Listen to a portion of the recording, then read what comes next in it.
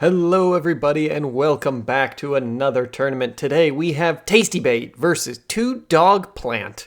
What an interesting name. Giant Specialist versus Cost Control Specialist. Okay. So, Tasty Bait. I forgot what your avatar looked like. Pretty bloody cool. Coming in with the Cost Control Specialist Phoenix and Arc Lights. He needs a couple units of chaff, but not a bad start. Two Dog Plant coming in with the Giant Specialist not grabbing chaff. Very interesting.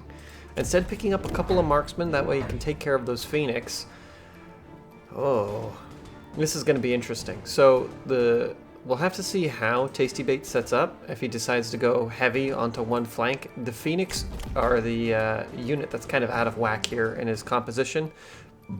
Phoenix are amazing units. They do exceedingly well, but they're a little quick for his current composition. I hope that Tasty Bait's trying to draw out these steel balls, so that way the Phoenix can deal damage to them. We'll have to see though. Really nice setup here by Two Dog Plant. All of his units should hit at around the same time if Tasty Bait tends to go towards the forward field. Both players actually playing this extremely cautiously. Normally in the first round of a tournament, we'll see players just kind of throw it all into the wind and just go ham with a headbutt on one side, but this actually seems to be quite doable. There is a lot riding on these Phoenix though. If the Phoenix are able to take care of the steel balls, then things should go the way of Tasty Bait, but there's again just a lot riding on these steel balls, or these Phoenixes. Yeah, they're not going to be able to cut it. Unfortunately, the snipers will take out the Phoenixes on the right-hand side, but there's two Phoenixes left on the left. Okay, maybe a small discrepancy within the deployment of those Fang. The Fang were a little too far forward, and that's why they were quickly consumed by these Arc Lights. I like to think that the Arc Lights just have like a big hungry mouth instead of a cannon. The Phoenix may actually be able to get this tower in time. They do not. Ooh, this is not looking good for old Tasty. One Phoenix drops, it needs another shot. Phoenix will win it. Wow, this guy is a very lucky little Phoenix. Blammo. And has earned a level. Oh, wow. Now, I would not recommend leveling up any units too early. It's generally better just to have more units in the early game. Around round 3, round 4, it makes sense to grab more. Oh, wow. Well, Tasty does have the extra cash to be going for things like the intensive training. In fact, selling off one of his early game Arc Lights, not a bad choice, just to get a little bit more cashola.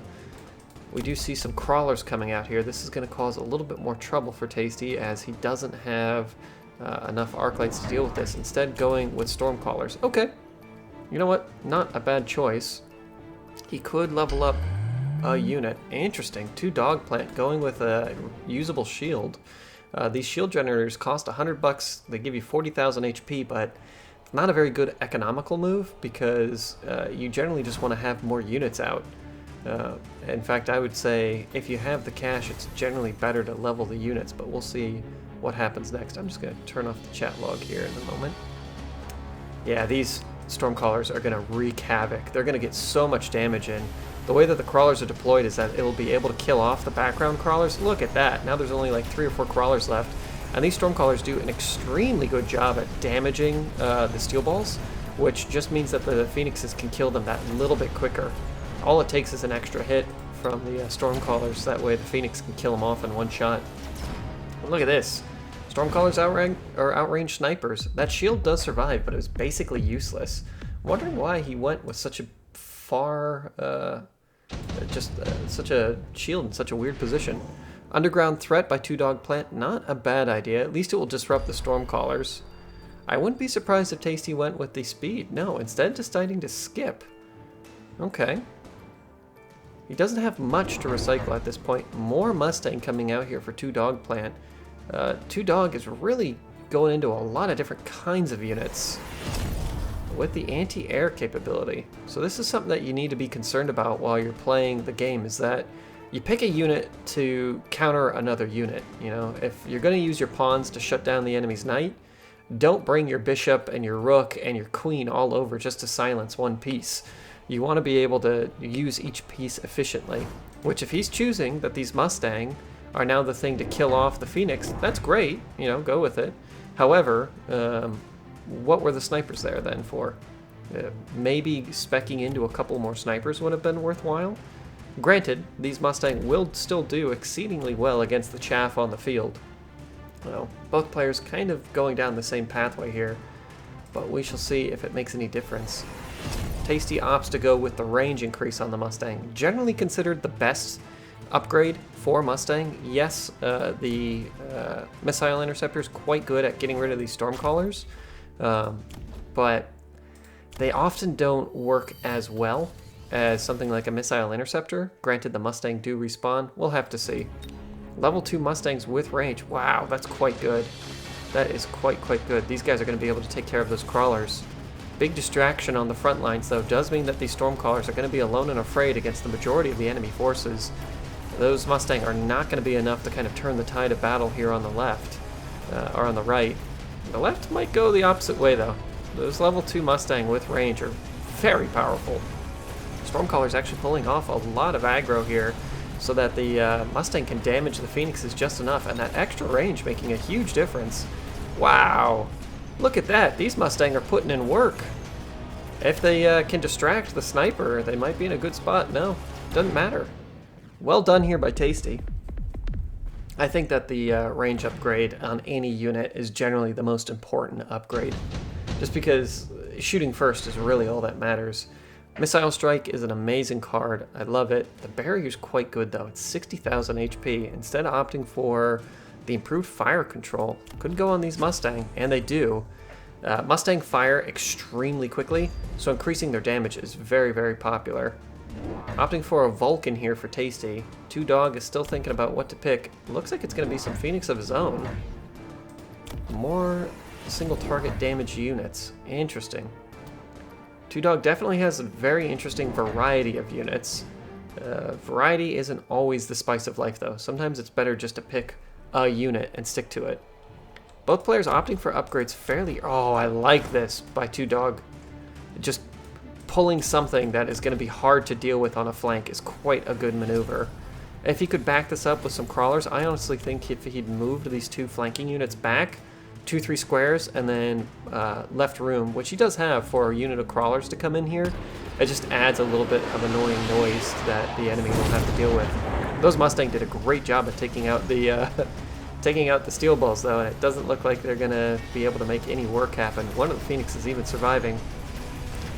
On the right, it's going a little bit better. This Vulcan actually does surprisingly good damage against a steel ball, but the steel balls can cost efficiently trade with a Vulcan.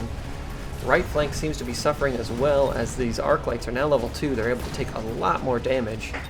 Stormcaller's not doing a whole lot, but still putting in a good amount of work at 38 kills. That's a lot of chaff units that are gone. Ooh, does missile land? Yeah. So that's kind of the reason I don't spec my Mustang personally to have missile interceptor anymore, just because they don't intercept all of the missiles generally from a barrage from the Stormcallers. And if the Stormcaller does land a missile, your Mustang quickly are unable to shoot down the rest, just as their numbers continue to drop. Looks like barrier here. Probably going to hop onto this Mustang or this Vulcan here on the left for Tasty Bait. Where's this battleship going? Oh, it could. Yes. Okay, I like that. It could work out. Steel balls get a range increase. Interesting. These steel balls are going to be flooded and destroyed very quickly. That's why I like to have enough space to put a unit of crawlers. That way the crawlers fight the other crawlers first. But we'll see how that works. I do like Two Dog Plant's just aggressive push on the flanks, though. If you're losing the front lines, sometimes just pushing into the flanks are worthwhile. Tasty Bait could counter this simply by putting 1 or 2 units of crawlers on each flank, just to delay his opponent by quite a bit, somewhere where they're not instantly getting shot, so maybe in this back right corner, cause all of these units to flood that way, while his backline units deal with the backline units. It's not a bad option. Level 3 Mustang, 172 damage a pop. They're going to kill basically everything. I don't even think Tasty Bait needs this missile. Might be clever of him to missile up his other flank, though. He's still got the money for it.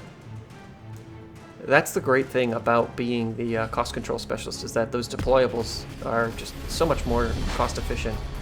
Oh, will this... I don't think this mama ship's going to get anything done. It'll only take one more volley and it will die. These Phoenix are still only level 1 though. Looks like the Vulcan are able to deal with the front lines fairly well. Phoenix on the left making their way up to town, but that's that.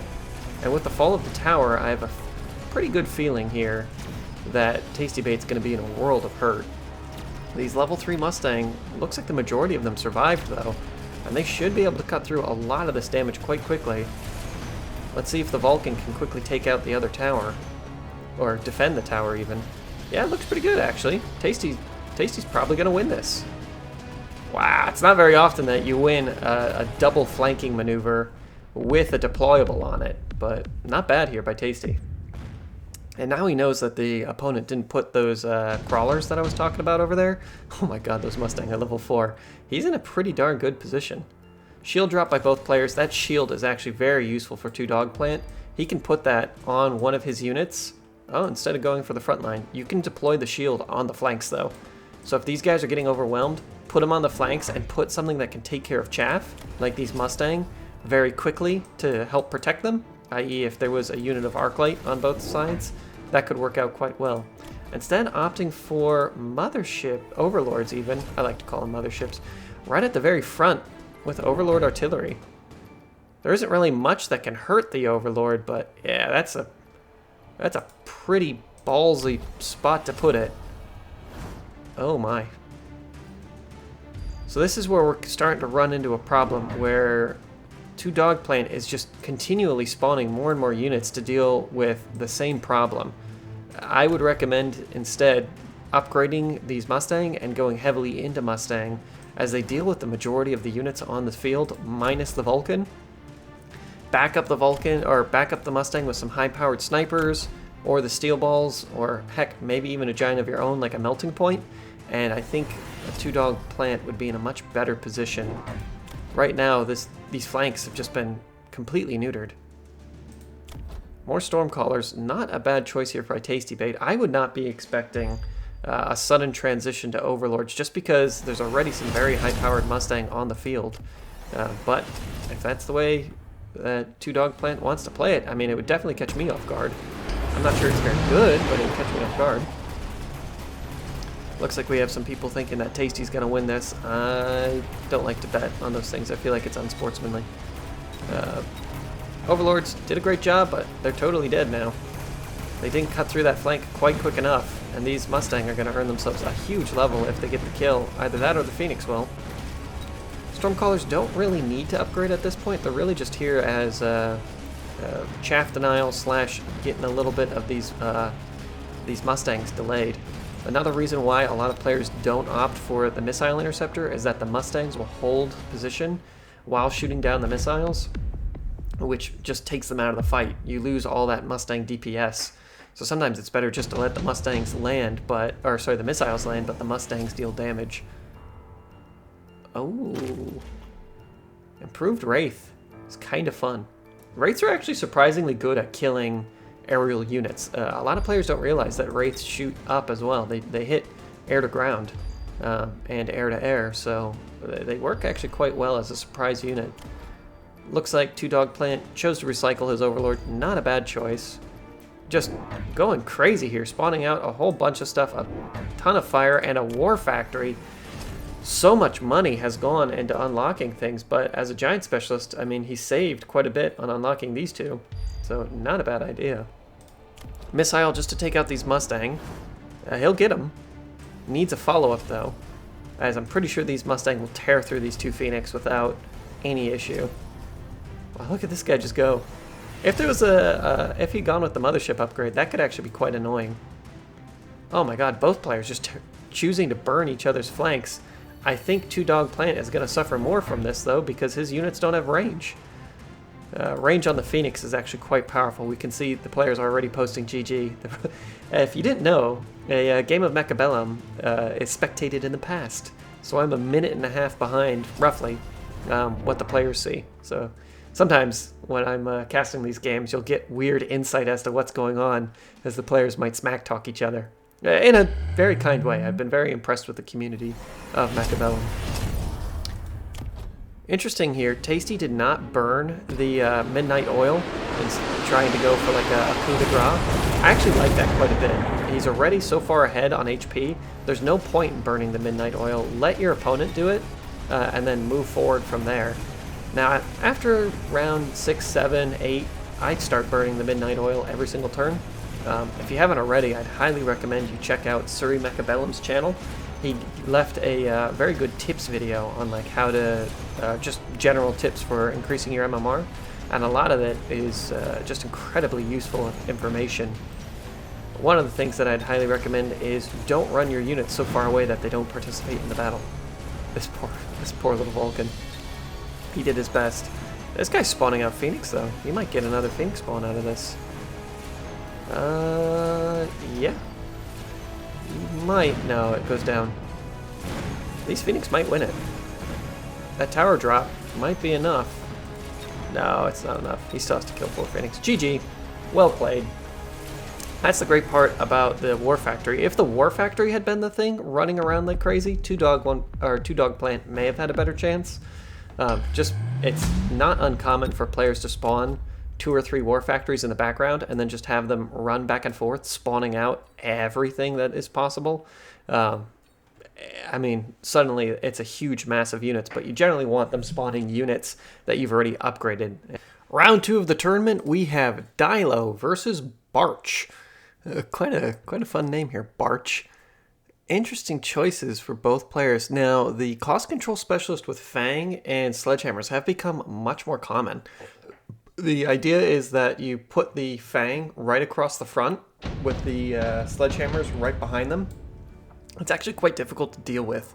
If players don't know how to properly put like fire breaks in to break up the advance of those units, it can actually be very difficult. Instead, Dilo opted for the quick supply specialist with a whole bunch of chaff and a few Phoenix, not a bad choice, versus Barch marksman specialist with stormcallers and again just a bunch of chaff, and of course our level 3 marksman.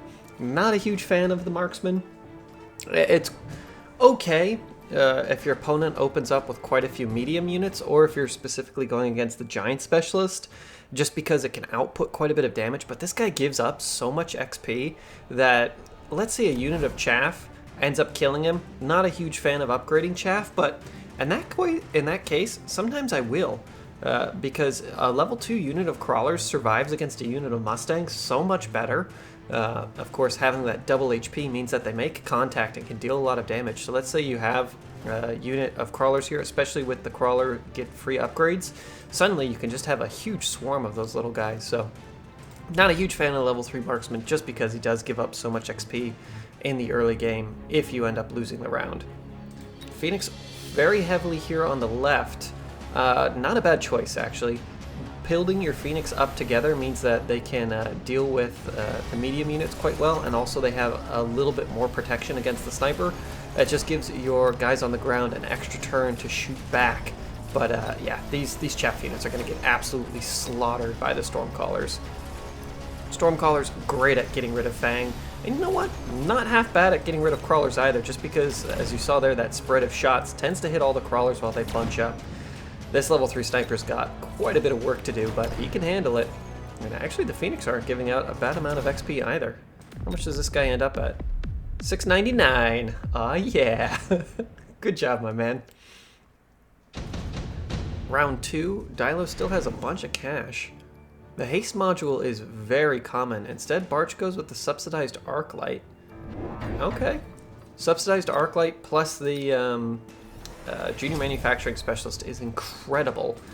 Or if you just want to go into level 2 arc lights instantly, you can do so. In fact, well, he chose not to, but that's okay. Getting these arc lights here is actually quite good. Dilo's still thinking about it. Ends up with the haste module. Not a bad choice. And an early Vulcan. Okay. You know, not a bad choice against all of these units, especially these replicating crawlers. If the Vulcan is the choice to get rid of the chaff, then he has to stick with the Vulcan. But unfortunately, he's making a $400 commitment to this right flank as well. And Barch is going to be able to deal with that. That's a lot of... It's $500 spent on this Vulcan, but with the haste module, it's not bad.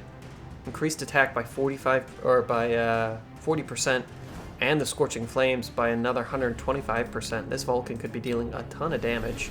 What's he doing? 113 damage right now? Yeah, he'll chew through most everything on the field here without any issue. Main fear is this Marksman, though. Especially without the range increase on the Vulcan, that's going to be quite difficult. Look at these crawler swarms. Oh my lord. These little guys are going to be able to just devastate the right-hand field and come back for more. The Phoenix have a lot of work to do. But this Vulcan, it's all resting on the Vulcan's hands. And he can really boogie. Look at him go. Hey, he's quite quick, actually. Let's see if the Marksman can take him out. Oh, actually opting for a Phoenix there. Probably one more shot on the Vulcan will be enough. The Phoenix needs to shoot. Oh, shoot and a miss. Vulcan will make it, though. And all that matters is if the Vulcan kills the sniper, he's in a good spot. I don't think the Stormcallers have the DPS to take out the Vulcan, even at, oh my god, even at such low XP. Doesn't matter, though. Only having one unit that shoots up means that these Phoenix will eventually be able to clean up the field. It will just take 50 seconds. That's why it's always important to have at least one or two extra units that shoot up. Oh, wow! Look at these guys! I've never seen them do the little, like, running circle. Oh, that's quite cute. They're like little pack dogs. About the same damage coming out on both players. I think Barch takes a little bit more damage, but not by much.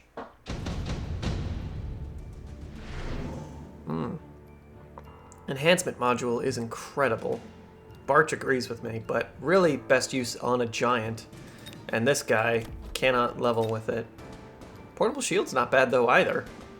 A portable shield on a Vulcan on this flank gives it a lot of extra HP. Dilo actually has quite a few choices here. Here comes the melting point for Barch. Not a bad choice. Could the Marksman have still been enough though? Probably not, if I'm honest with you. Marksmen just don't really operate as well as they used to. Good choice here by Dilo, and he does opt for the portable shield. Is it going to be a Vulcan on the right flank? He needs to deal with all this chaff that's pouring in on the right. Interesting choice as well. The melting point grabs the enhancement module. I think Barch may have made a small mistake here. Placing the enhancement module on the Stormcallers meant he could have instantly upgraded them, sold them next turn, played a new unit of Stormcallers, and if the melting point had earned an upgrade, played it there and upgraded it as well. That would have earned him, what, an extra 100 for selling the Stormcallers and saved an extra 200 in upgrading the melting point. That could have been absolutely incredible. Instead, it looks like we're going to go with a flanking Phoenix.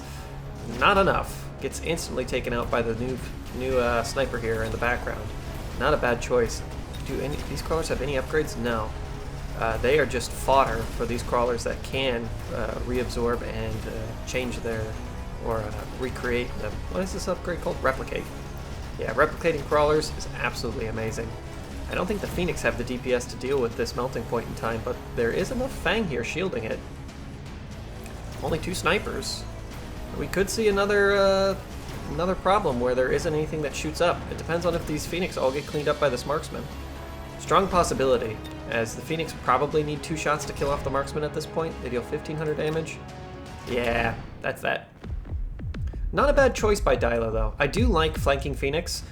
Did he put him right at the front? Yeah. Oof.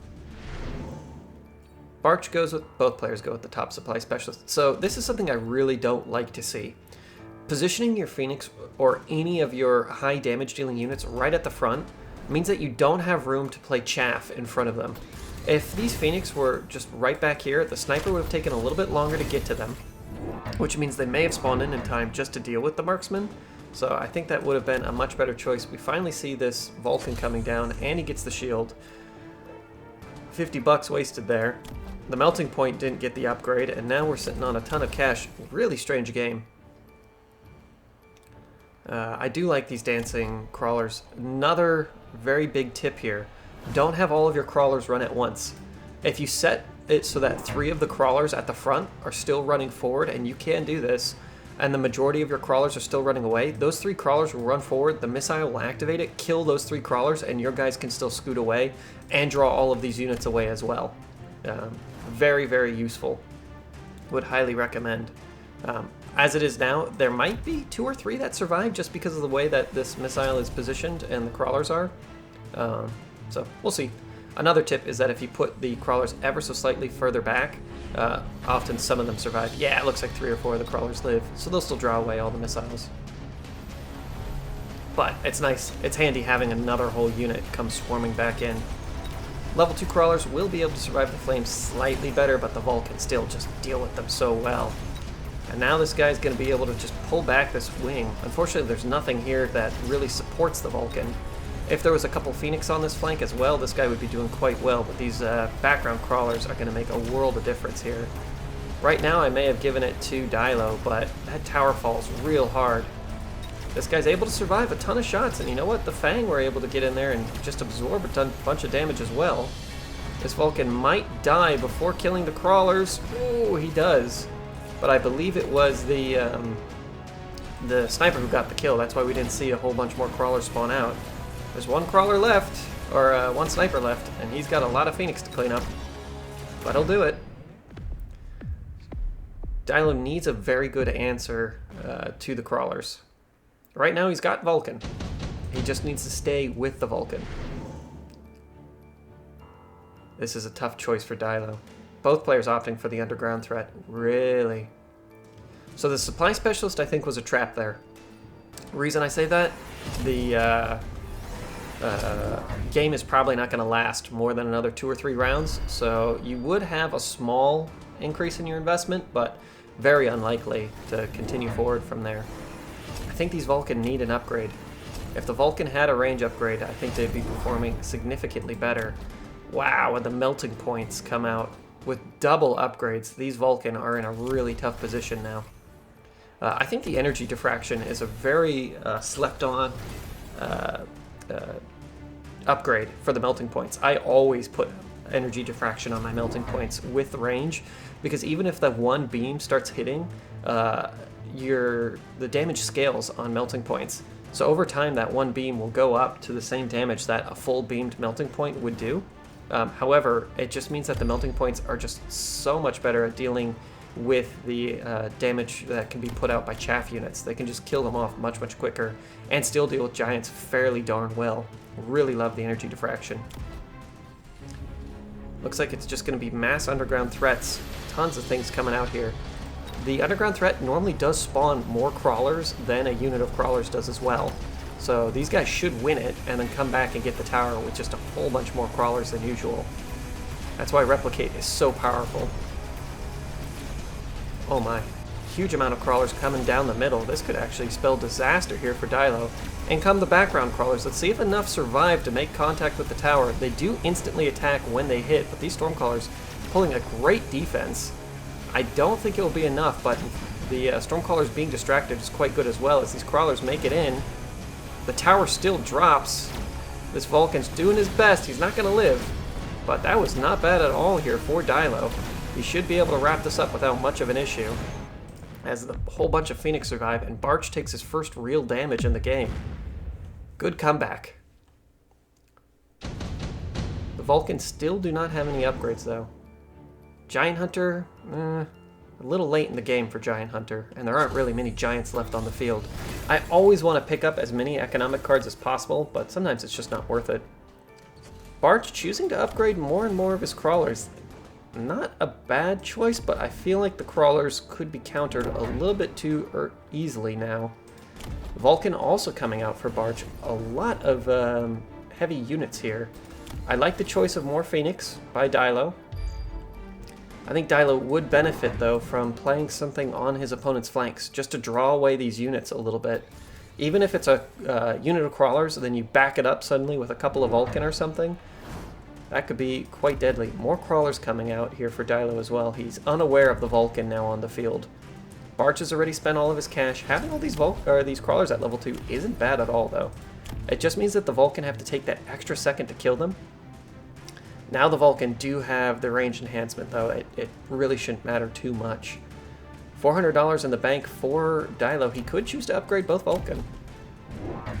Instead, opting for more Phoenix. And more Phoenix. Nice.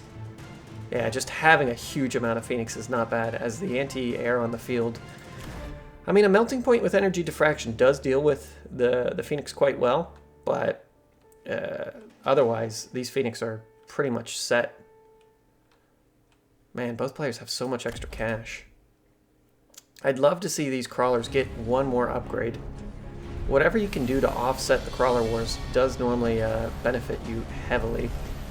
Or even if these arc lights, instead of opting in for a Vulcan, just grab 2 more arc lights. I believe we have the cheaper arc lights. Yeah. Arc light build with melting points is quite popular as well. All of the units in the background are dead. It's just a big, colossal headbutt at the front at this point. But I think these Phoenix are really going to swing it. Look how much damage they're putting out. And this snipers just don't do well against the Phoenix, especially ranged Phoenix. Yeah, these guys are just going to fly forward and crush it. Very good pickup of units here by Dilo. Dilo's been playing this game since its inception as well. I remember casting him back at the back in the beta.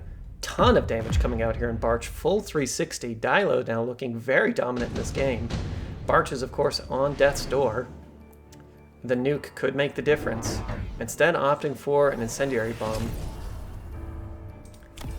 And range and fire on the Vulcan. Okay, so Barch is saying the crawler wars are over. Now it's all about giant hunting.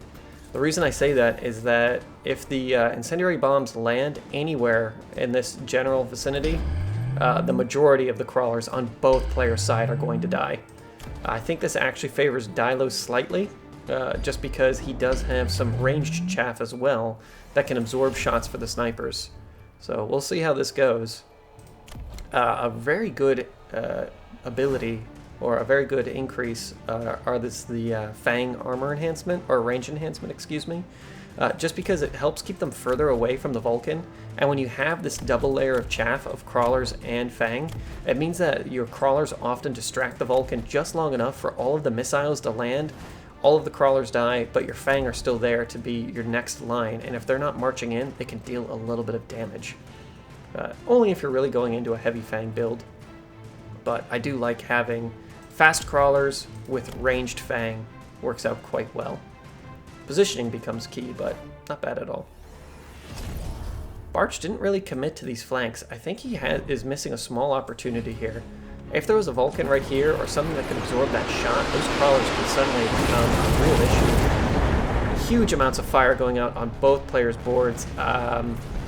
Yeah, everybody's crawlers are dead. I'd be surprised if anybody makes it into the field. I'm very surprised that we see so many Vulcan because of that. Those crawlers would have been the main thing protecting these Vulcan. Now without them, it's just become a sniper war.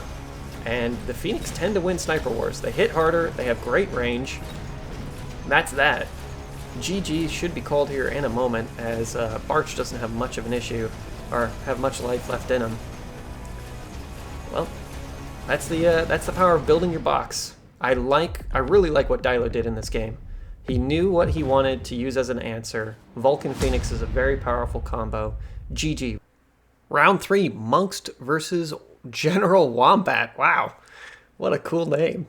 Monst coming in with the Marksman Specialist. We're seeing this a lot more. I wonder if there's been a change in the way that most players view the Marksman Specialist. Maybe it's just because it came in with some very powerful units. I love the Crawler Mustang combo. I think of Crawlers being slightly better than Fang in the early game, and then falling off quite hard unless there is a bunch of giants on the field. You can get the acid explosion and really knock down their health. Versus General Wombat's aerial specialist. He could opt for, well, I mean, that's pretty rough against these Mustang. Kind of hard countered. I was going to say he could opt for some Phoenix in the early game, or, you know, in the later game, go with Wraiths. Wraiths actually deal with Mustangs fairly well just because they have that large HP pool. It means that while the Mustang are all shooting at the Wraith, other units can come in and take out the Mustang. But I don't think he's gonna be a happy camper, especially with this slap right across the face. This is gonna be pretty darn painful. I think Monst has this in the bag, at least for the first couple of rounds. Let's see if General Wombat puts these crawlers too far back. He's got a pretty good box, though. This Arclight should be able to deal with a lot of the damage coming in initially, if these crawlers are there to absorb a couple of shots. There isn't really great AoE on the field here, In fact, there's really no AoE on the field here for Monst, but there is a decent chaff clearer in the form of the Mustang. We shall see. Out come the Stormcaller shots. Not bad, actually. Tagged a few of those arc lights, or crawlers early. I really was not expecting that. The arc light on the left goes down pretty much instantaneously, but there's still a lot of Stormcallers here, and they might just be enough to clean up a lot of these Mustang. If they get another volley off, they could clean up all of the Mustang, and you know what? This might go the way of General Wombat. Well done indeed. Those crawlers came in at a very good point. If these guys kill the marksman, yeah, they get a level. Level 2 crawlers in the early game is actually surprisingly good. I'm not a huge fan, as I've mentioned before, of leveling up units prior to like the 3rd or 4th round, but man, you could grab the enhancement module, upgrade those little bad boys, play out a couple of more, or even go with the Missile Strike. Missile Strike's quite powerful in the early game. That's why Monst picked it up here, because he's going to be able to take out 3 units, and that would put General Wombat's enhancement module onto the crawler play out of commission. Oh my, assault mode. Okay, I've played against this many times. Best way to beat this, tanks with electromagnetic shot. Get a whole bunch of tanks, give them electromagnetic shot and the mechanical rage upgrade, and they deal with this significantly well. They'll need a little backup in the form of some crawlers, but it's quite a good way to deal with these marksmen. Because once the marksmen lose the tech assault mode, they die in one shot to a tank blast, especially if your tanks have leveled up a little bit. General Wombat does have a lot of ability to pull off some flanks. He might choose not to do so for the first couple of rounds, but having those crawlers come in early just means that Monst will have to deal with it at some point. Instead, it looks like he may have opted to play out another unit of Stormcallers. Not a bad choice. I was going to say he may have opted to play out a unit of Fang. He did unlock them, and having your Fang in straight lines means that the units like Mustang have to continue drive up, stop, shoot, drive up, stop, shoot. It does buy you that extra 10 seconds of time. Let's see if these Stormcallers instantly annihilate this very powerful assault guy. Ooh, it's not looking great. He's gonna walk in. He won't get any damage done, but he'll walk in for a moment, and drawing away all those crawlers is quite powerful. The death of the Stormcallers here was kind of inevitable, as the oh yeah, that shot's gonna hurt him, as that missile just destroyed this right-hand flank. And there's an assault marksman on this flank as well. And I really like the positioning here by Monst. It just means that he's going to be able to play some crawlers at the front. Crawlers at the front, quite good at protecting your marksman against crawlers invading. Monst skips. Oh, wow. Interesting. 3 more assault marksmen. I don't know if General Wombat knows the counter to this, but now he's got a way of continually upgrading units. That's quite scary. He could play something... Oh my. Does he make these guys super powerful? If he got these crawlers up to level 3, they would deal with these snipers quite well. Instead of opting for a Vulcan. Really? He can make it level 2. And it will deal with all these crawlers quite well. Not a bad choice. It will deal with all the crawlers. It means that his Stormcallers can continue to fire in on these marksmen. The marksmen are moving slightly quicker because of the assault mode. They're at, what, range or speed 11 now. Yeah, that's quite quick. They'll be able to dodge under these Stormcaller shots. Interesting choice here. I don't know if I would have gone with that. Monk still has a ton of cash in the bank. 300 cash. That's a lot of cash. This marksman's going to be delayed, though. Wow, look at that sniper shot. Super cool. Super, super cool. I love that. This little guy's barely killing off the marksman. And, you know, unfortunately, once those marksmen start doing damage to the Vulcan, he'll probably drop quite quickly. Well, maybe not. Able to survive for quite a while there. And the Stormcallers are handling these marksmen quite well. The delay of having a few extra crawlers really does help. Let's see if this Vulcan is able to push through. We do see those flanking crawlers do quite well. Actually, I don't think those guys were from the flank. I think they just busted through. I'll check. Monk's taken a ton of damage, and that's the problem with the assault. Yeah, they just busted through. That's the problem with the assault sniper. If you do go heavily into the assault sniper, is that they suffer quite heavily from retaliation damage. The snipers themselves don't do a ton of damage, and if they're your main form of damage at the end of the round, I mean, 4 snipers equals 1 giant. It's not great. Not great at all. General Wombat does have an opportunity here before Vulcan come out for the sniper's support to just play out some very aggressive crawlers. If those crawlers had the mechanical rage, they'd be getting into these snipers quite quickly. We'll see what he opts for. Monk's still sitting on 250 bucks, even after getting both the attack and defense upgrade. Again, that's one of the powerful things about having this marksman, but I think Monst would really benefit from unlocking a Vulcan, just to have that march alongside the snipers. Interesting choice here. I think General Wombat was thinking the same thing and preemptively grabs a melting point.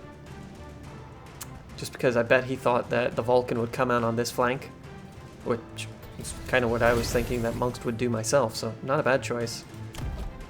Not a bad choice at all. Next turn, this Vulcan can go up to level 3. We'll have to see if he chooses to do so. I mean, that'd be quite powerful. Are we going to see the attack upgrade as well? No, instead opting to upgrade these Stormcallers. I think that's a wise choice.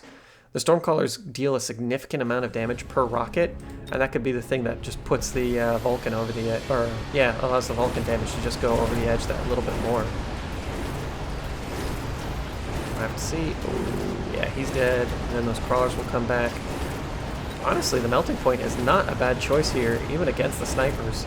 I think the melting point has slightly more range at this point, 115 versus 110, yeah. So he can lock on and start dealing damage to these guys very quickly. Look how quickly it melts through them. Bam, bam, bam, bam, bam, bam, bam, bam.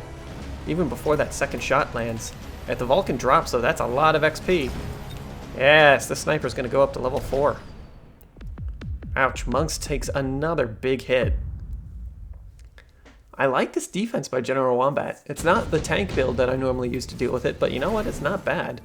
Range Specialist by Monst, yeah, incredibly important. I wouldn't be surprised if General Wombat picks it up as well, but this Lightning Storm could really put Monst in the dirt. If all of a sudden the Lightning Storm hits here, that would slow down all of these units, allowing the Vulcan to deal the damage that it needs to do. Level 3. That's quite scary. There's finally some Fang to support these guys. Yeah, we've been waiting for that for quite a while. Whose missiles are these?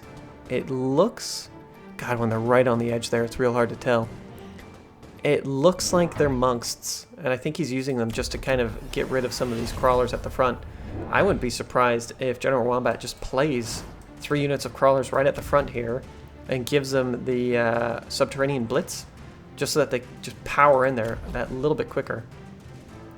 What did we pick up? Range Specialist as well. Okay. So the melting point should still outrange... Nope. The sniper slightly outranged the melting points. Once the melting points have a little bit more range, they're going to be in a good spot. And you know what? Melting points with the crawler production, I've never used it myself, but it seems like it should do quite well against the sniper build. Monk still has a lot of cash in the bank, though. It'd be heartbreaking to die while still having $300 in the bank. Wombat's only sitting on 50, though. I wonder if he's going to choose to recycle it. Trying to think what would be best to overcome this guy. Maybe a level 2 Rhino in the background could win that flank. Yeah, it looks like it were amongst missiles. Just taking out a lot of these crawlers, that way the snipers can get on task a little bit quicker. Looks like the sniper in the background will be able to make it through without much of an issue. Here comes the melting points. $400 investment just to take out one sniper. Not really worth it. Down goes the tower. Melting point shouldn't really care too much about that, though, as its damage does scale.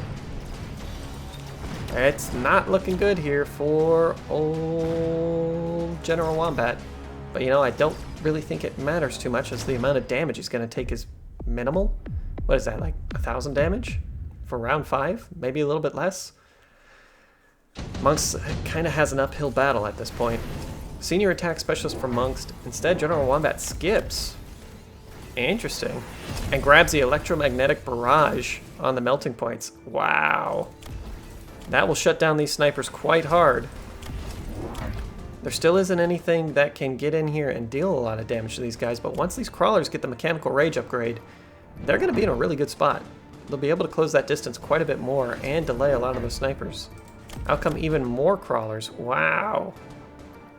Just put some crawlers on the flanks, man. If you put a couple of crawlers right here, it would turn all of these snipers. It'd be a very powerful move. Just have something to kind of protect your center that little bit longer. That way the Stormcrawlers can deal damage. It's a lot to ask for, though. You know, General Wombat doesn't have infinite funds, and Monst is doing quite a good job at just piling on this aggression. Once the Elite Marksman is purchased as well, these marksmen are going to be basically unstoppable unless the electromagnetic barrage hits them. I like this, though. The shooting squad is quite a good thing to have, as it will completely derail the melting points. We're seeing kind of like an arms race right now.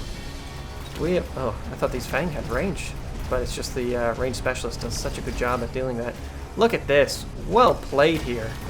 Having these Fang just in the front to delay that crawler aggression means that the snipers can get in here and kill the melting points so much quicker.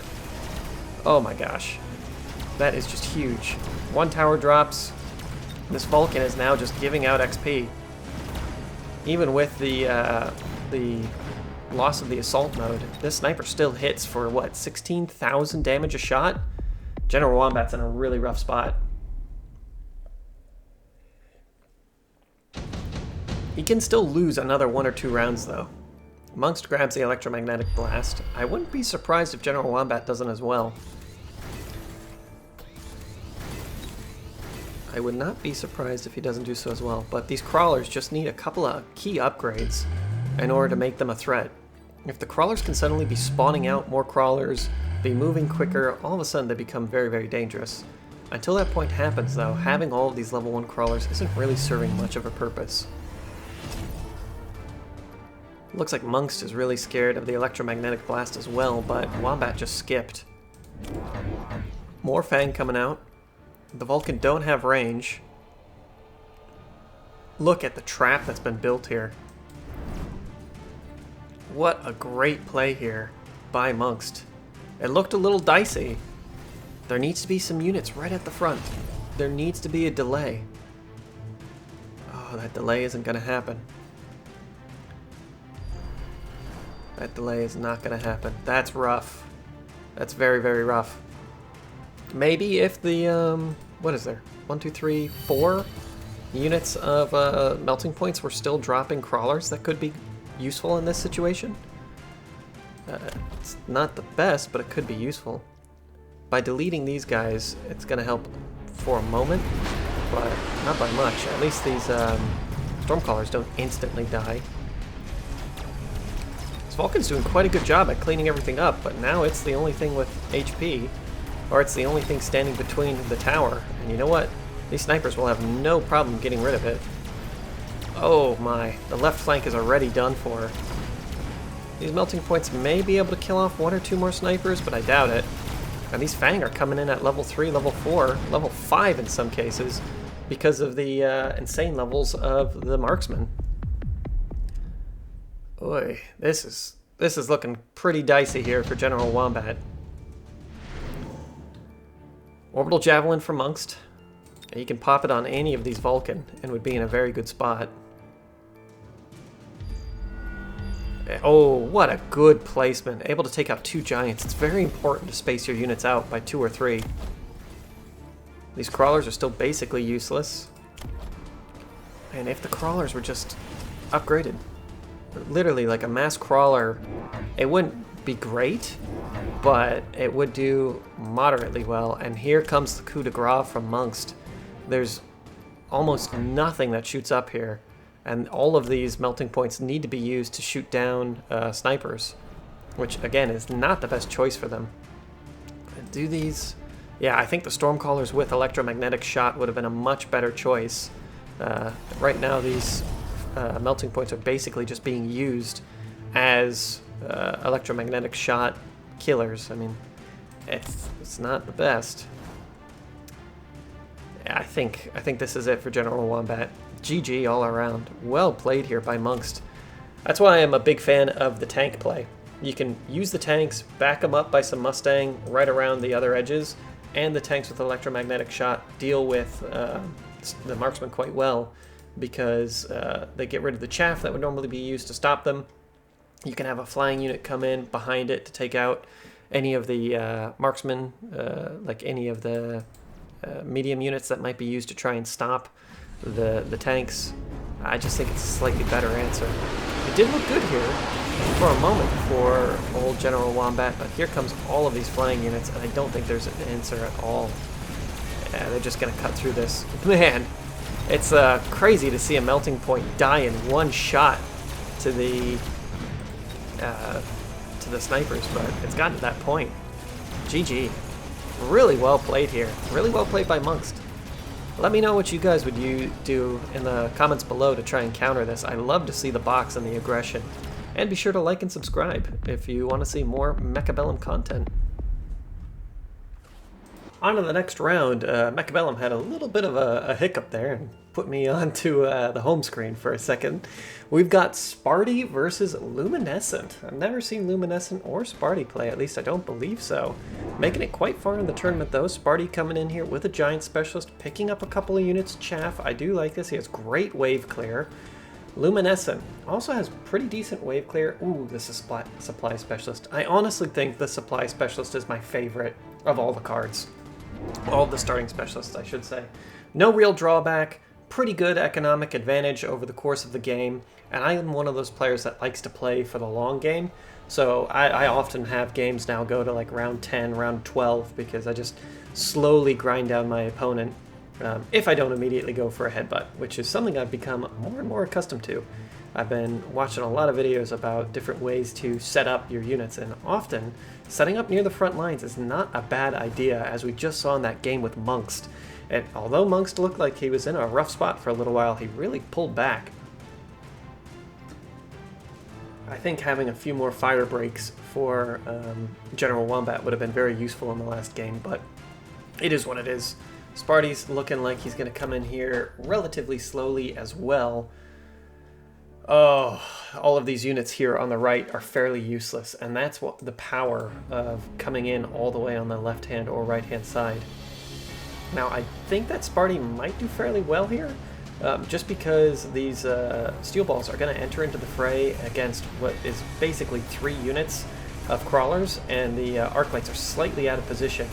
So if the majority of these steel balls go down, all of a sudden these arc lights, or these stormcallers, are going to have a heyday. Oh, but it looks like basically all of the steel balls survived. They all get distracted though, and if these arc lights drop, it would be useful, but no. It's going to be 1 unit of stormcallers versus a crap ton of steel balls. This probably is not going to end very well. The steel balls are slowed, so at least the stormcallers can land a few hits, taking out quite a few. But that's not going to be enough, and Luminescent is going to take it. This arc light might be able to get one. Nah, he's not even going to turn around. Oh wow, he does turn around. Gets 3. Wow. Sparty only taking 50 damage on a front row headbutt, or round 1 headbutt, is not bad at all, actually. Both the steel balls can upgrade. I wouldn't recommend upgrading them, but they can. Luminescent does go with the nano repair kit. Not something that we see picked very quickly. Sparty opts for the assault scorpion. Very powerful. Oh my.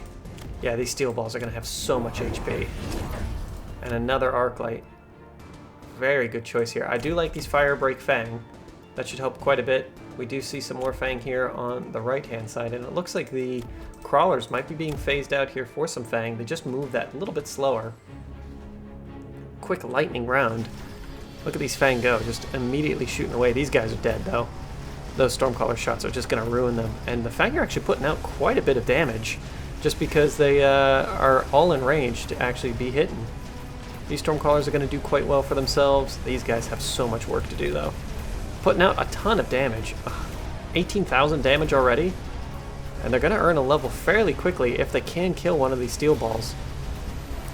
Once Luminescent starts working the flanks though, it's going to be very difficult for these stormcallers. Stormcallers need to kill at least 1 more of these steel balls, and these guys that are level 2 are regenning. Steel balls have so much HP that regen is actually quite worth it. Basically a repeat of last time, but I don't think as many steel balls will drop. And there's a lot of units in the background to support them. Yeah. We'll have to see if Sparty picks up those assault scorpions. Those will work quite well for him. This little, I was going to say, this little arc light worked down the tower once. Let's see if he can do it again. No, he couldn't. He died. Poor arc light. Enhancement module for Sparty. Luminescent picking up the laser sights. Oh, wow. Okay. And range on the steel balls. He's nervous about that assault scorpion. I bet he actually looked over and saw that Sparty had unlocked it. The assault scorpion would still do very well, though. I wouldn't be surprised if the assault scorpion doesn't come out right now. Looks like a couple more Fang here for Luminescent. He's investing a lot into these steel balls. It's going to be a mothership. Okay. The mama ship should do well enough. Where's it going? Where'd the mothership go? Ah! Alright, on the right-hand flank. If the majority of these Fang fall, which last time they did, the mothership should win this. I do like that quite a bit. With some crawlers, just to support it, not a bad choice whatsoever. All the crawlers will die, but it's just to buy this mothership a little bit of time in the next round, because it will be fully spawned in that next round. We'll have to see if all of these Fang go down. Yeah, it looks like the Stormcaller is going to be more than enough to deal with that. Mothership shouldn't really have anything to fear from one unit of Fang. There's barely any Fang over here. Okay. I like it. Very good play. Although the Assault Scorpions was purchased, they don't need to necessarily be used.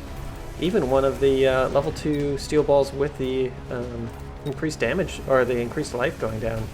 That nano repair kit being just, I don't know, an extra like 2,000-3,000 HP for each of these guys. Very powerful. The reason I mention that is because the regen I always just count as an extra HP bar. But the Overlord should be able to take it out with basically no issue. Yeah, Overlords hit pretty darn hard. All flying units tend to hit hard. Lower HP, hit fairly hard. Not a bad choice. And this guy earns himself a level. I'd be surprised if Sparty upgrades it, but now Sparty's ahead on HP, although he's lost 2 rounds. Amazing how quickly one good unit choice can make a difference. Sparty picks up the Strike Specialist. Not a bad choice here. Vulcan on the left, just to help deal with whatever comes out. And shields. And more Phoenix. Ooh, very good choice here by Luminescent. I like this. I like this quite a bit. Looks like it's going to be an Overlord on the right flank as well. Wow, really building into this right flank. Are 3 units of Phoenix going to be enough? I don't know. Eating the Stormcallers on this flank, upgrading the ones on the left, not a bad call at all. Earns Sparty quite a bit of extra cash. Did he already? No. Sparty could play out another unit if he chose to. Instead opting for an upgrade. Maybe saving the cash wouldn't be a bad option. It is round 4. Generally around round 4 we'll start to see the health increases. Luminescent's wondering what's going on as well. He's like, come on, man, play the game. Little does he know that there's a double flank coming in here. This is going to be pretty rough. Once all of the shields go down, these Overlords may shoot the wrong unit, but I think this guy's going to be on the Phoenix immediately. And if those Phoenix go down, that's basically it. Yeah, both Phoenix instantly drop, and now there's 3 Giants on the flank. That's a scary proposition. The Crawlers are doing a great job getting in there, even a couple of Fang surviving. And Fang are just so useful for taking shots. There's nothing like a Fang to die for you. Stormcallers are doing quite well. They may be able to get a couple more steel balls here. Yeah, they do. They get the important steel balls. Not bad whatsoever. These 2 Phoenix are not going to be enough to take out 2 Overlords. 1 Overlord may level. Yeah, it's not going to work out. You know what? This Phoenix, not doing bad for itself, though. Putting out a lot of damage. Luminescent loses by 1 more Giant. Sparty's slightly ahead. I definitely like Sparty's board quite a bit more. Both players picking up the enhancement module immediately. There's the melting point to counter all these Giants. Oh my. Mothership popping out here. And Overlord Artillery. Okay. And a level 2 Overlord. Wow, this guy is just an insane killer. And Sparty's forced to spend a ton of cash, $150, just to try and deal with this flank. It may be enough. It may be enough. Meanwhile, very cheap and easy upgrade here could be the Fang with Mechanical Rage, just to shoot a little bit further, or the Ignite. If they're able to land a little bit of damage on these steel balls, that could matter quite a bit. Stormcallers are not quite yet level 2. Now that everybody's changing the colors on their units, it becomes a little bit more difficult to tell what's going on. This flank, oh yeah! This flank really worked out. The Overlord artillery is huge with those spawned out wasps, really making a huge difference here. I think the Vulcan's, I think the Vulcan's at full HP right now. He'll be able to tank a lot of shots, and that means that this Overlord's going to deal the business. Stormcallers could potentially get enough to level up here. And these Fang are doing a great job for themselves. Wow, phenomenal. Will these Stormcallers get one more kill? With just a single kill, they'll earn enough XP to level up again. Yep, they get it. All of a sudden, they become that much more dangerous. More Wasps equals a safe Overlord. Yep, the Overlord artillery is just the best upgrade. It's a free extra gun that hits hard. Luminescent's in a tough spot. He's already spent $250 in total protecting this flank, along with all of the extra equipment and things that he's been spending out here. Man, unlocking Overlords of his own. Interesting. Yeah, if Overlords show up on this left-hand flank, it's going to be quite difficult. An Overlord here just to add a little bit of extra HP and damage. I don't mind it. Let's see where Sparty plays out these Overlords. Luminescent still has $500. Ooh. The photon emission's quite good. Wow, Sparty. If Sparty chose to play just a single Overlord on this flank, he'd almost certainly win it, but he's just all about flanking Overlords. I like the crawlers just for a moment. They'll eat an Overlord artillery shot. Just surprisingly important. And he'll be able to take care of the crawlers of his own. The main line should be the same. It's all about this flank. Overlord artillery goes out, but this guy's already getting worked down. Wow. Really well played there. I think the big killer here is that there's some Wasps. The Wasps are able to absorb a lot of the damage, and although the Vulcan is fairly useless, it's taking a lot of shots for the Overlords. Down goes the tower. Oh, maybe not. This tower has a ton of HP. Yeah, tower goes down, and I think Sparty might just... He's not going to win it this round, but my god, is he going to do a lot of damage. These level 3 Stormcallers just putting out a ton of damage as well. Oh my. I don't think they're going to earn another level, but man, if these guys get to level 4, this flank is pretty much secured. Luminescent is in a really tough spot. He needs to figure out how to deal with all this Overlord aggression, and he needs to do it fast. Super heavy armor, parasitic ammo. Parasitic ammo for Sparty. I think that's going to go over here somewhere, just to keep this flank a little bit delayed. No, instead of hopping on this Vulcan. Yeah, spawning out some more crawlers wouldn't be a bad idea. What did Luminescent pick up? He hasn't picked up really anything. Recycles one of his frontline. Oh wow, he recycled the steel balls that had nano. Not a bad choice. Where's that nano gonna go though? All of these units die so quickly. Very interesting choice to grab the fortresses with shields. I would have thought that some Mustang in the background with range would be the choice. But instead, just opting for a lot more HP may be a better choice. But now he's going to suffer from the Wasps having shields. I really like this play by Sparty.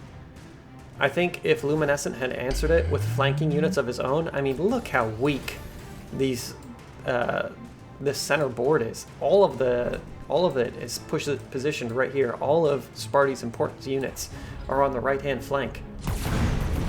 Wow, those shields dropped in like 2 seconds, but man, these guys are able to take just a huge amount of shots. Is the melting point gonna get him? Nope, drops just before death. Once again, these Stormcallers are doing an insanely good job at 165 kills already. This flank is lost. The Phoenixes are overwhelmed by this Vulcan spawning out parasites. Well played here by Sparty. I have seen Mass Overlord, but I haven't seen it done this well in a long time. GG. These Stormcallers, honestly, really good. We have our semifinals, Meister versus Steelon. Steelon I have cast many times in the past. Meister, not as much. We'll have to see what he comes in with. In fact, I'm not sure if I've ever cast this character. I love seeing both the Supply Specialist and the Cost Control Specialist on my screen with the Giant. My word. That just means that my opponent doesn't have quite as good of an options. I'm slowly warming up to the revamped Rhino. I don't think it's a bad card. It might not be my playstyle. But coming in at level 4 is just kind of a big nerf to me. So let's see what Meister ended up with. Speed Specialist. Ooh, wow. That's quite spicy. It means that these steel balls will be moving in at a rather rapid pace. Steelon ending up with the Giants. Not a bad start either. I love Mustang Crawler as a start. It looks like Steelon is taking a fairly defensive pose as well. We'll have to see what Xenomeister picks up. Unfortunately, I feel like he has a weaker hand, or at least I would. If I was Xenomeister, I'd feel like I have a weaker hand in this case, just because those Mustang pretty much hard to counter my entire field. Steel balls do have enough HP to deal with a unit of Mustang, but I will say that Mustang seem to just trade better in general than the steel balls. Ooh, building a cool little L. Pow. I'm not sure what the purpose of this is. I guess he's just going to go in on this one flank. May be useful, but these Mustang are still going to be able to cut through the entirety of the Chaff army. Snipers, or marksmen I should say, not the best at dealing with steel balls. And I think Xenomeister's realized it and is going to go with a slightly wider deployment as well. He may benefit from having some crawlers just to absorb some of these Mustangs, but arc lights would also be incredibly useful. Greetings, says Steelon. Xenomeister's got 8 seconds left. He needs to make a play. Or he could hold on to the money. I guess he holds on to the cash. Unlocks arc light, but doesn't get to play any. Oof. Alright. Well, we know the way that this is going to go. Steelon is just going to wipe the floor with Xenomeister's unequipped army, unfortunately. I've done that before. Thinking too much and just don't ever get the units out. These steel balls come out at a pretty good location, actually. Able to save a couple of those Fangs from certain death, but the Fang just don't have the DPS at this point in the game to be a real threat. And down go all the Fang. The Mustang doing a great job just dishing out constant damage. Marksman able to put in the final shot there. And Xenomeister takes a huge amount of damage for round 1. Oh, interesting. I could see the subsidized steel balls, and Xenomeister plays a steel ball build. No. So the steel ball builds haven't really been in vogue recently, but I personally liked them quite a bit. Instead, opting for a Vulcan. Very early Vulcan here. Okay. The Vulcan will be moving pretty darn quickly and eating one of these steel balls. Interesting. There's nothing to deal with a single unit, like a single damage unit on the field here for Steelon. There's also really not any anti-air on the field here for Steelon. Well, I guess these two Mustang kind of make up for it. Wow, Steelon thinking that the Vulcan might be the thing to come out. Does not play the Fortress, though. Just unlocks it. Interesting.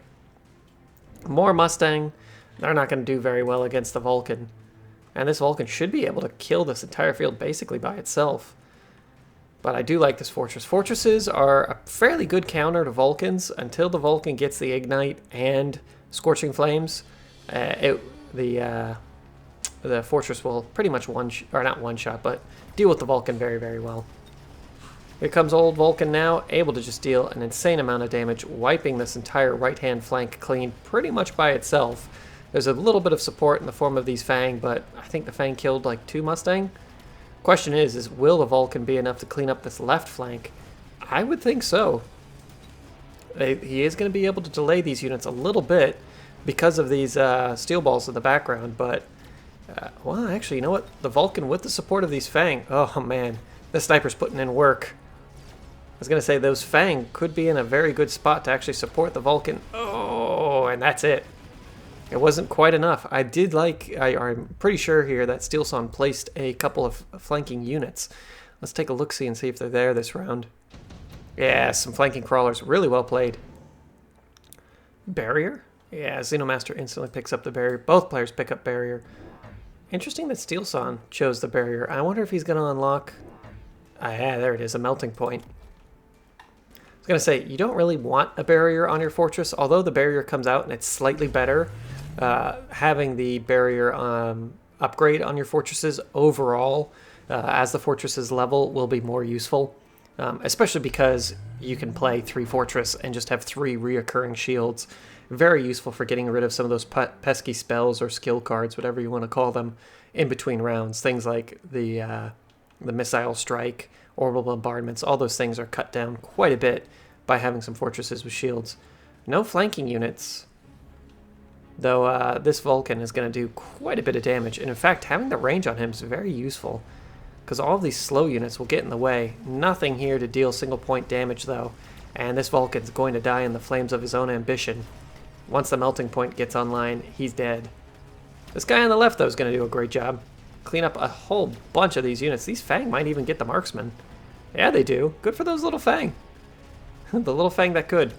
The Vulcan will single-mindedly attack... Every unit will do this, by the way. Single-mindedly attack the unit that it locks onto. And that's why the barrier on top of melting points is so powerful.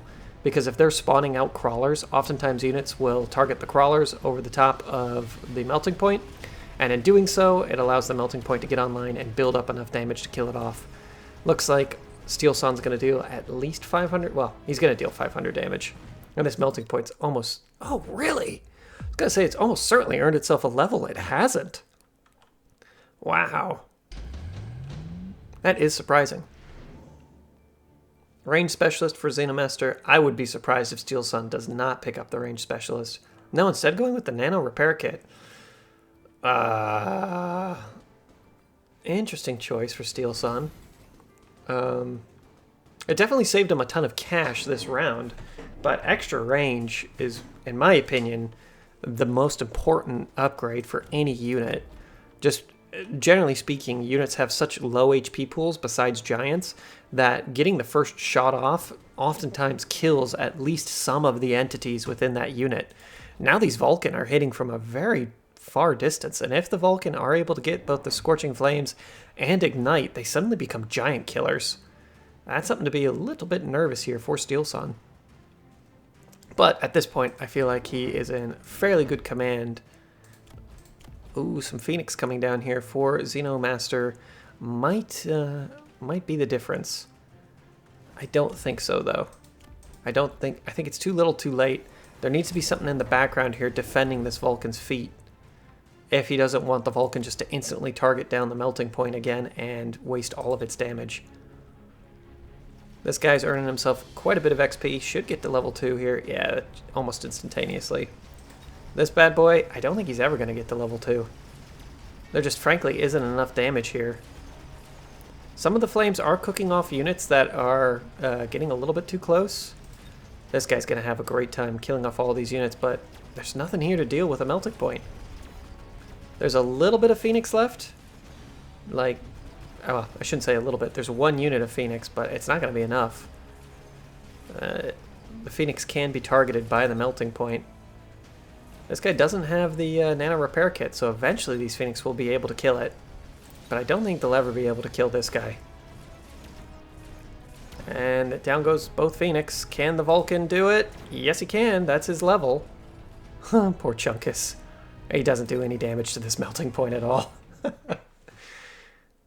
Alright.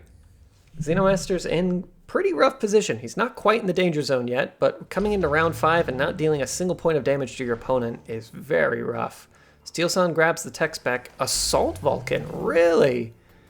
Vulcan HP by 40%, increased movement speed by 3, and range, but decreased range. That's not something we see picked up very often. No increase to damage. Wow, I have not seen the Assault Vulcan picked up in a very long time. Maybe he goes with the increased flames? It would not be terrible for a little while. I would spec heavily into these Phoenixes, at least for a moment, because the Phoenixes are going to be incredibly necessary to take out these melting points, and that's why Steelon has gone into the Mustang with, again, what I think is the most important upgrade, that range enhancement. I normally go range, damage, then anti-air. Unless my opponent's playing purely air, then I'll just go straight into the anti-air. Situationally, it can be better, just because, you know, if they've got 10 units of wasps, outranging those wasps drastically and dealing a lot more damage to them is quite powerful. And then I'd go with the armor-piercing bullets just to absolutely crush the wasps. Old Bimbap in the back didn't get that upgrade. Actually, I think the assault may have been a wise decision here, as it allows the Vulcan to stay just a little bit further back because of the decrease in the range. And look at him now, able to start killing off the units that it's meant to be killing. That is quite powerful. Look at this little bad boy go. Not bad. It needs a little bit more chaff, but this melting point might be enough to start to turn the tides in the next round. Okay. It's not terrible. I think the Assault Vulcan was actually the right choice here just because of the decrease in range. It's not very often that you want to nerf your own units like that, but in this case I think it works. And the one Phoenix should do quite well here. This little Vulcan's going to act as a distraction, and he just needs this melting point to come online. There it is. Wow, really well played here by Meister. I believe that's how you'd say it. Or Meister.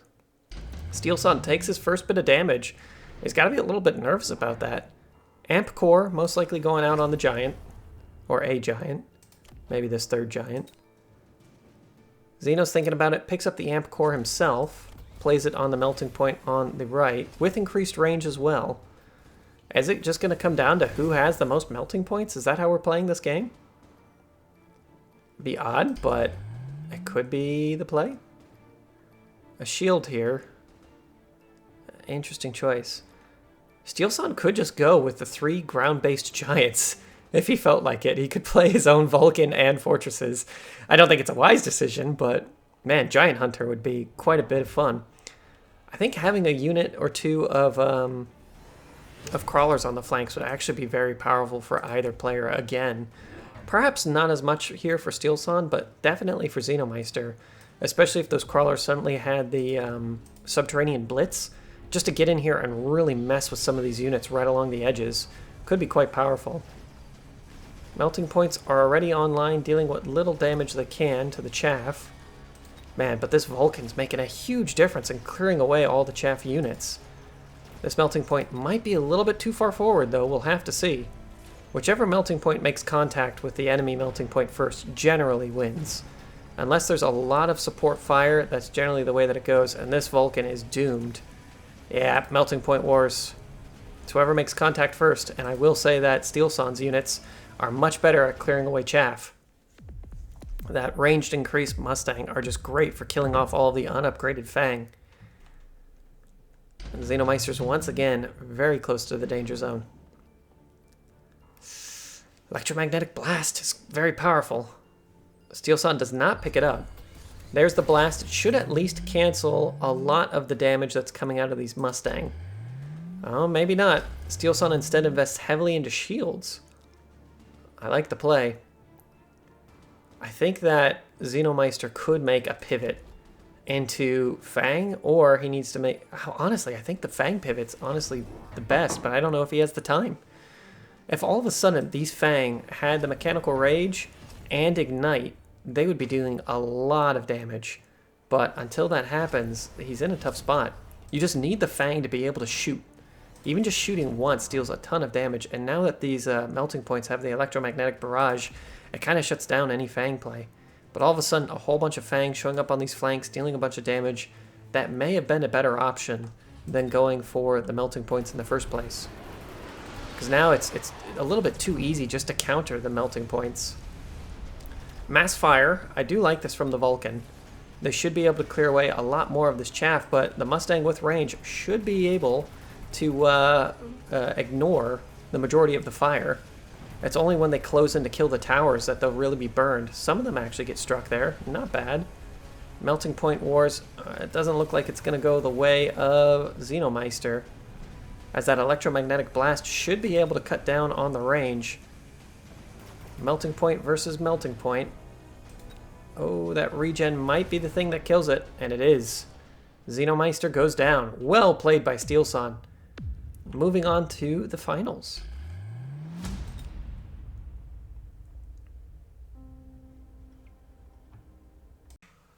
Final round, we have Play Archer versus Steelon. Play Archer has a Giant Specialist with Fang Stormcaller. Ooh, that's quite good. Let's see how Steelon counters this. We haven't seen the Rhino Specialist once throughout this tournament, but we have seen a lot of the Marksman Specialist. And you know what? The tanks actually do quite well. Yeah, the tanks do quite well against Stormcallers. I like this build quite a bit. Tanks and snipers, man. That's what I'm all about. If you haven't already checked out Play Archer's Twitch channel, please do so. You know, support the community, take a watch, see if there's something that you like there. Now, Steelon did show quite a bit of dominance in his last game. We haven't seen any of Play Archer yet in this tournament, but man, he's been around since the beta as well, so we'll have to see how well he can perform. These tanks are going to do quite well in the early game, but players don't tend to spec heavily into the tanks in the current meta. Looks like Play Archer opted for some more chaff. I think that's a wise decision. The longer he can keep the tanks at bay, the more likely the Stormcallers are to kill them. And these snipers just don't do well with chaff. So I think overwhelming Steelon's forces is probably the right decision here. Not only that, if the Stormcallers do kill that level 3 sniper, it might earn them a level. Not super important in the early game, but if it gets to round 4 or 5, having level 2 or 3 Stormcallers really makes a big difference. Right now, all of the Stormcallers are pummeling in on these tanks. Quite a few shots missing, though. Only one tank going down on each side. And that means that a lot of these chaff units are dead. Wow, these Stormcallers are drunk again, missing just the majority of their shots. And now the snipers are able to move in on the right. There's even a tank. Well, there was a tank in support there. Jeez, the Stormcallers get absolutely rattle-tattled. And Play Archer takes 300 damage.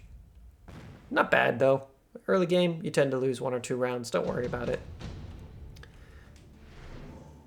Extended Phoenix range is a very good card, but Subsidized Crawlers is quite good as well. Play Archer does opt for the Phoenix. Let's see if Steelon skips. He does. Looks like there's going to be some archers on, or these Phoenix on the field just to help deal with these tanks. I wouldn't be surprised if Steelon simply, oh no, opting for some Stormcallers of his own. I was going to say, I wouldn't be surprised if he just went simply into another couple of units of tanks, but I do like these Stormcallers. This should be a very good answer to the chaff that's currently deployed on the field. In fact, an exceedingly good answer. Look at the deployment of these Stormcallers, just absolutely able to chew through a couple of units in just a single volley. Wow, that is incredible. And it's actually Steelon's crawlers that are able to start making it downfield first. That's not something you see every day, but Steelon just recognized the pattern of those units, and the Stormcallers were able to bombard both a unit of Fang and a unit of Crawlers. That's the kind of positioning you need if you're going to win a tournament. Great play here by Steelon. Just absolutely crushing Play Archer's army and able to put out a substantial amount of damage. Steelon's now in the lead by almost 700 HP. Round 3. Intensive training can be good, but you generally want it a little bit later. The Wasp Swarm could be annoying, but I don't know. Play Archer does pick up the Wasp Swarm. There isn't really a lot of anti-air here for Steelon, but if Steelon's clever, he'll think about that and probably just play out a couple units of Mustang or defensive Wasp Swarms of his own. Instead, it's a couple of Mustang. Not a bad choice. These Mustang will be able to cut through any Wasp Swarms and will still be useful against the chaff and also against the Phoenix that are already on the field. So one thing that I'm considering whenever I play out a card like this is whether or not it will force my opponent into a good unit choice. So Mustang, generally considered quite good units, so forcing my opponent to pick them up might not be the choice that I want to make. These Mustangs should be able to get rid of all the Wasps without any issue. And these guys are going to start fighting into the middle. Oh, not really where these Mustang want to be. As that Vulcan's looking pretty darn hungry right now. The Wasps of Steelon are in the center, and they're currently taking a little bit of fire from the Fang, but they'll also be absorbing a lot of fire from the Phoenix. That's very important, as each Phoenix shot that goes into a Wasp is a massive overkill. Wasps only have 300 HP, and a Phoenix will shoot for like, what is it, 200? No. The Phoenix really shooting for 245 damage? That can't be right. Their attack hasn't been decreased that much. We'll take a look here in a second. Round 4, 800. Play Archer instantly picks up the top supply. It is early enough in the game that the top supply specialist will most likely be the pickup, but in 2 rounds it pays itself off, plus a benefit of $100.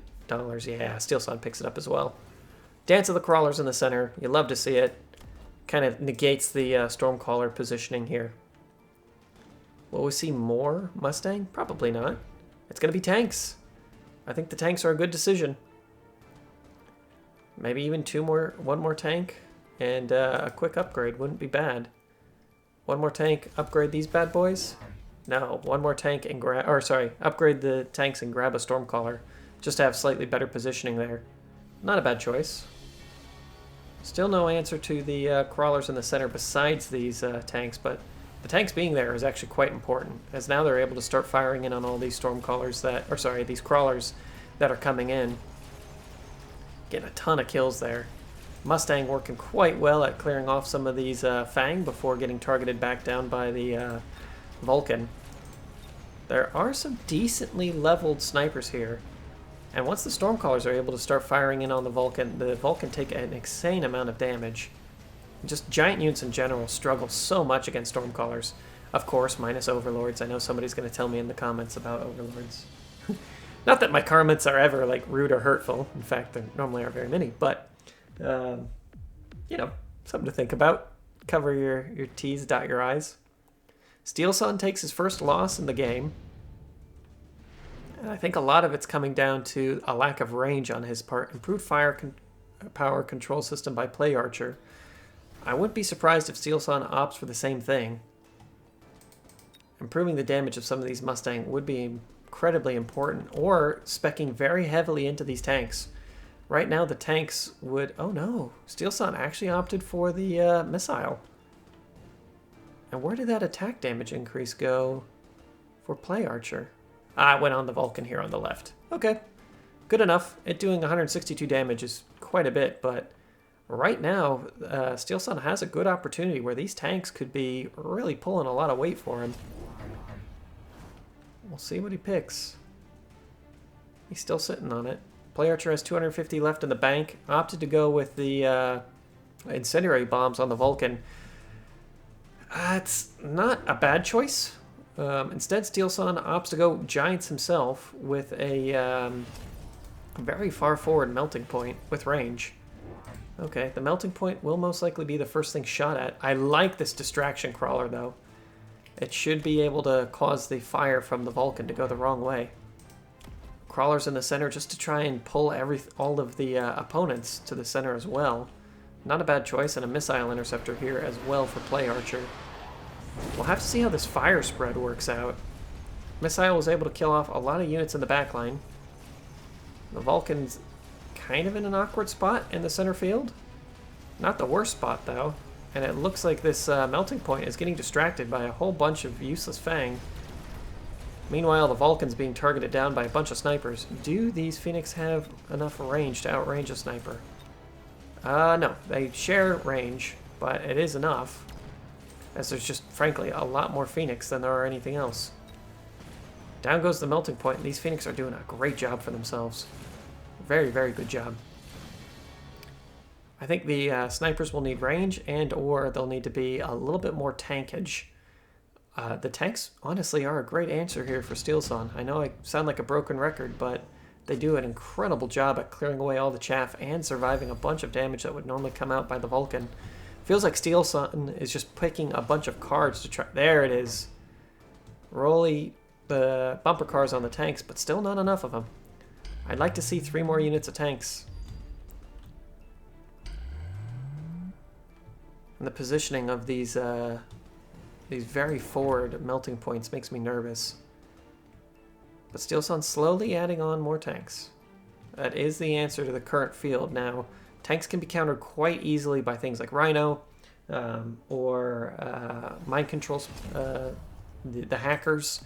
In fact, actually, some hackers wouldn't be so bad here for either player. Just as a way of causing a little bit of distraction. It's a very expensive distraction. And against Vulcan, hackers don't hold up very well. But for Play Archer, a unit 2 of hackers with the multi-control system would be just a nightmare for Steelon. Or heck, even some hackers with shields. Sometimes I just play out hackers when I don't know really what I want to do with the rest of my build, just because the shields on them are so cheap. And hackers move relatively quickly. They're just throwing a bit of chaos into it. I'm surprised Play Archer isn't opting to go with more Phoenix. I think if he went up to 6 Phoenix, he would be in a very good position. Instead, just using a little bit of the extra cash to clear away some of the annoying units, not a bad choice. And this melting point, although it's in range of some important units, it's always going to be distracted by these very annoying Fang. Fire mostly gets deployed by the Vulcan in a fairly darn good position, and the Vulcan should be able to melt through a lot of these tanks very quickly. The tanks do not have their armor enhancement yet. That really does help deal with the Vulcan's damage. Blocking, I believe it's 60 damage? Yeah, blocking 60 damage when a Vulcan only does 80 is actually quite a bit. Here comes the melting point. Will it take the Vulcan? It does. But the extended range on these Phoenix should be more than enough to deal with the snipers. And now there's nothing left except for a melting point. It may get the tower. It may. It does. It will earn itself one more Phoenix kill for its troubles. I think that's going to be it for old Melty Belty. Steelon takes another loss, but it wasn't as deadly as before. I feel like he's slowly bringing it back.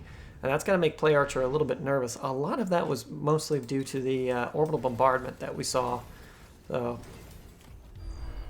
there's an electromagnetic blast and a wasp swarm by Steelon in the back line. Alright, Steelon. You're playing out a lot of expensive things. Play Archer's like, well, if he's going to pick a card every time, I might as well go with a War Factory. That's a huge amount of HP on the field. It's just going to overload this melting point's ability to kill. I like the crawler production, though, on these melting points. If the melting points can come online quick enough to kill off the Vulcan, then all of a sudden these crawlers are going to be a big nuisance, but there isn't really a good answer to the air units as of yet. There aren't very many of them, and I think Play Archer might be doing a little bit of the old bamboozling by not increasing his Phoenix to a critical mass. It's made Steelon think, well, the Phoenix, even if I lose, I'm only losing by 300-400 points a turn, when in reality he's taking like 400 to 600 damage a turn, and it's adding up very quickly, just because the Phoenix survive, and then a couple of units on the ground survive that were protected by the Phoenix the whole way through. I do like increasing the amount of tanks here. Really good play by Play Archer, though. Look at this.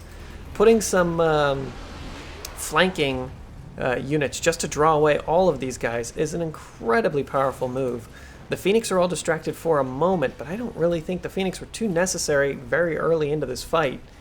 A lot of units are going to die in the flames of the Vulcan, but a lot more units are dying here on the side of Steelon by those flames. Man, if this melting point had the ability to gain life, it would have just gone it would have gone Super Saiyan 5000. That would have been incredible. A few more crawlers come out, but they're instantly cleaned up. I don't think that there's enough here, and these Phoenix are once again going to be the thing that deals all the damage, plus a couple of units in the back line. And Steelon takes another good beating. Play Archer's in a pretty good spot. He is going to be slightly less financially, he's going to have like $50 less than Steelon due to the War Factory, but it's not really a big deal. Steelon has to think the Lightning Storm is expensive. It could potentially take out some of these Phoenix. Flames and oil. Flames and oil here by Play Archer. Trying to cut down the amount of chaff that Steelon has. Shields on a couple of wasps as well, just to delay all of the damage that would come out of these melting points and snipers. We don't have enough Mustang on the field, and the Mustang don't have range. That range upgrade is crucial to the performance of a lot of these Mustang. If the Mustang did have range, they wouldn't be in range of the Vulcan. They'd be shooting before they made contact with the Vulcan. It is pretty darn important just because it means that the Vulcan will park outside of range of the... Or sorry, the Mustang will park outside of range of the Vulcan.